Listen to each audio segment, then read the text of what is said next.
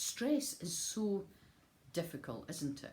It doesn't matter whether somebody's stressed about going on public transport, whether they're stressed about returning to work, whether they're stressed about their workload, whether they're working from home and they're feeling less connected, more isolated, more alone. They might even be stressed about the kids going back to school and nursery.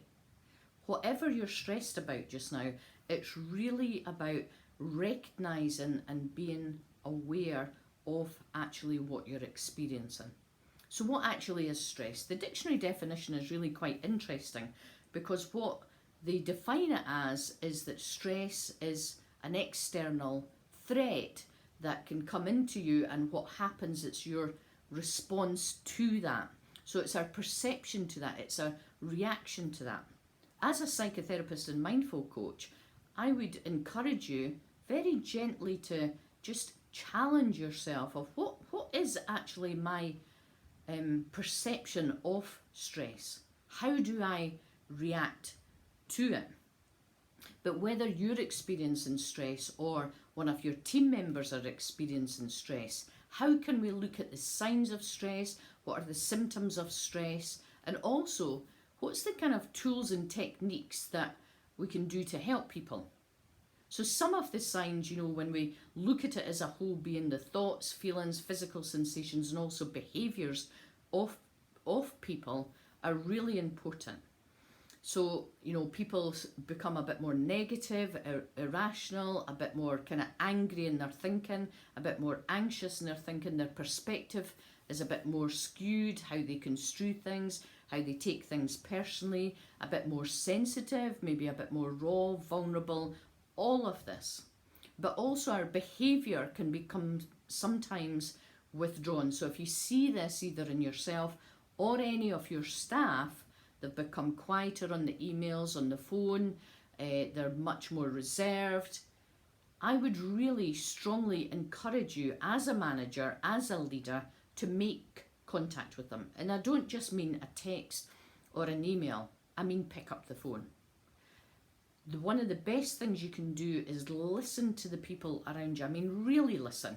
Not necessarily offer advice, not turn around and say, oh, this is how I feel, but actually really listen with empathy and with compassion. So having that open heart, that open mind, that even if you don't understand, even if you've not experienced this yourself, but having that space and giving people the space by picking up the phone and saying, how are you actually doing? How are you doing in all this?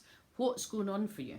How are you coping? How are you supporting yourself? And these are key questions that we can ask our staff, which are really, really important. Not in an interview style, but a much more laid back, and even if it's on Zoom or Skype, sit with a cup of coffee so it's much more informal, but make that contact so you're seeing them physically in that way as much as possible. You're seeing their body language, you're seeing their eye contact, and you have a look in their eyes and see whether, have they still got that brightness or sparkle to their eyes. I believe really as a psychotherapist you can tell so much in people's eyes, so much.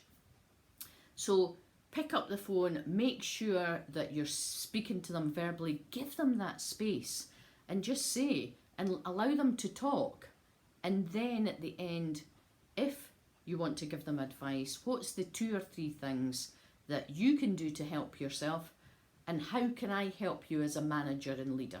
These are really important questions, because you're empowering people by offering them, by valuing them enough to turn around and say, what can I do as your manager and leader, and what's the 2 or 3 things that maybe you can do? But listen to them really carefully with empathy, understand them where they're coming from, and communicate those feelings, communicate that understanding as what is unique for you, for them. That is the key to being a really good manager. It's about that listening space, it's about doing it authentically, and it's about connecting with others. And people, your team, your staff will feel valued, enabled, and empowered. If you've got any questions about this, or you want to comment about it, or you're just watching on replay, #replay, feel free to share it. You can also look at our other courses and workshops, bite-sized, right from listening skills, building resilience, dealing with difficult situations, managing stress, managing anxiety, mindset, and a whole host of others to support you and your staff. So I hope this has been really helpful, and I'd love to hear your feedback and comments and what you do to support your staff as well. Thank you so much for giving yourself the time and hopefully giving your staff your time as well. Well done. Thank you very much. Bye-bye. Bye.